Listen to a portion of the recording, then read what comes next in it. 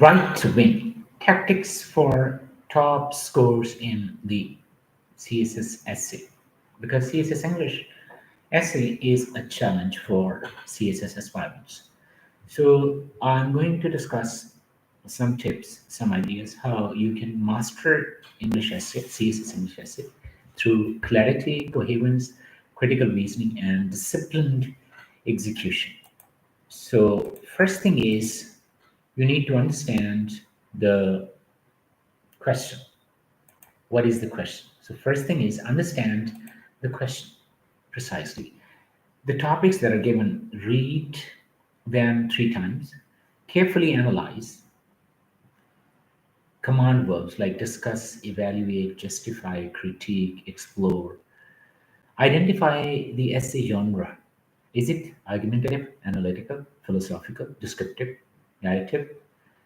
Uncover the explicit focus and the underlying assumptions within the given question. Avoid digression. Stick to the scope. Don't reframe the whole topic.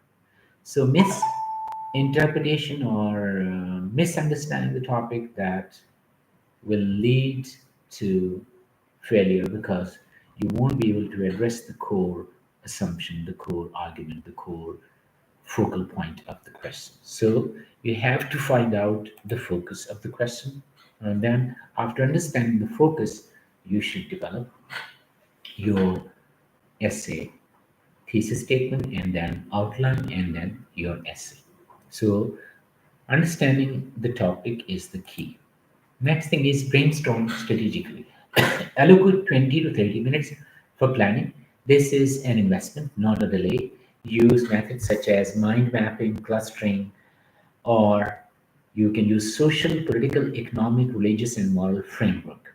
Jot down multidimensional perspectives because the examiners want you to discuss the topic from multiple angles: historical roots, current relevance, and future implications. Ensure relevance to Pakistan. Localize examples without ignoring global dimensions. Third step will be thesis statement. Your thesis statement should be a single sentence. It should define the argument and it should narrow the direction, and it must be specific, defensible, and nuanced. Avoid vague cliches or extremes. Good thesis statement should be like unchecked digital freedom in Pakistan risks amplifying disinformation more than it promotes civic awareness. Brief, concise, defensible, and it has two sides. You can either go for or against it. It should provoke thought, not merely state facts. Next step would be build a balanced logical outline. So you outline number one, your topic, then thesis, then major division you outline, and then conclusion. So you have the introduction, your body, and your conclusion. What happens in introduction?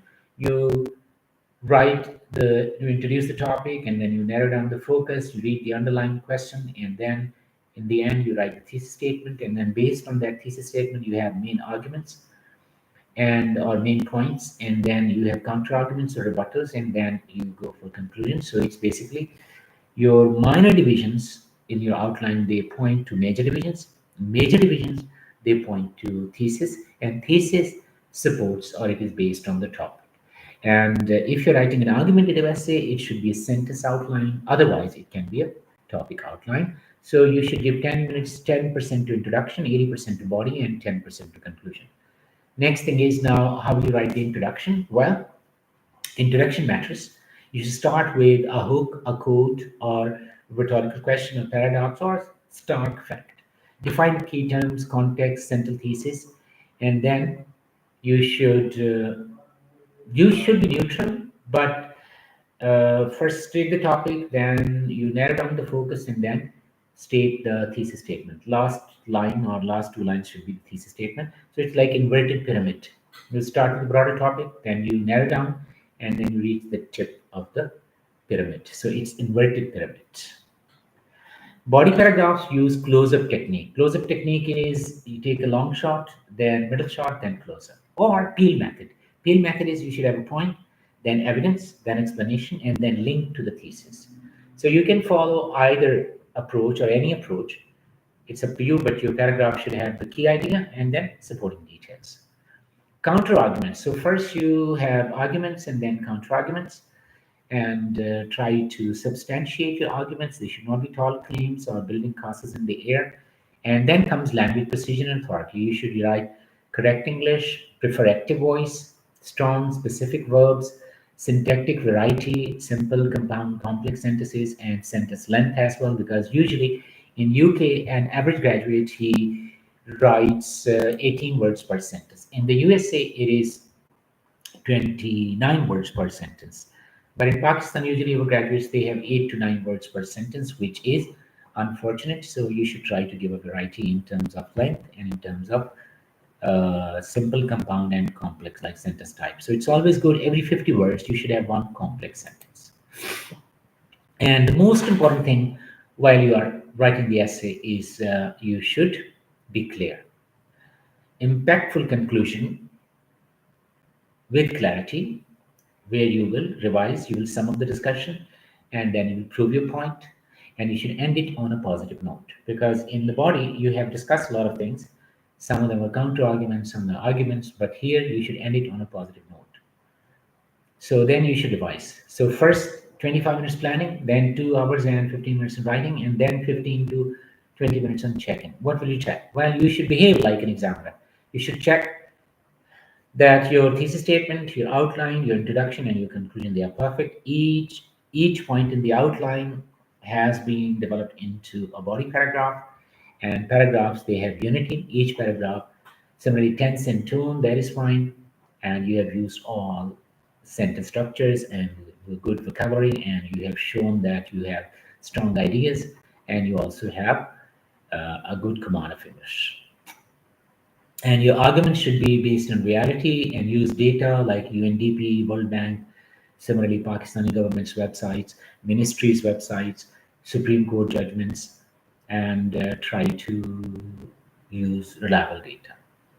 Similarly, you should, I mean, while you're preparing right now, what you should do every week, write one essay, go through the past papers, and self-mark your papers, especially writing thesis statement, outlines, introduction, and conclusion.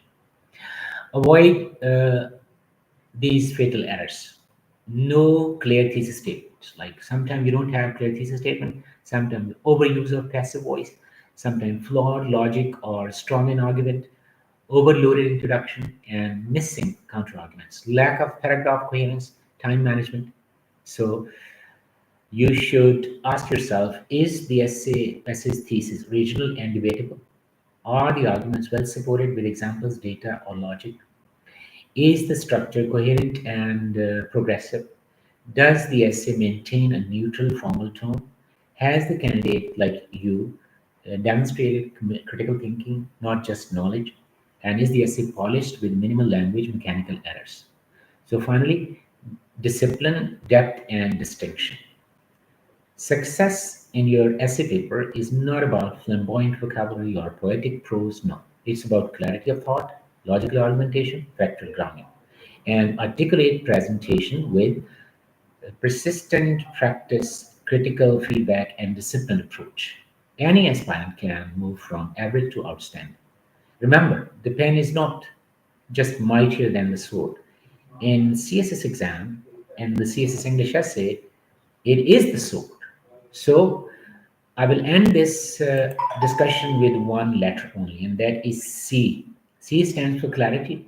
When you are clear, you're likely to be correct, and when you're correct, you're likely to be credible. So C, focus on C. Correctness, clarity leads to correctness, and correctness to credibility. So be clear, clearly understand the topic, clearly develop the outline, and clearly express your ideas. Good luck.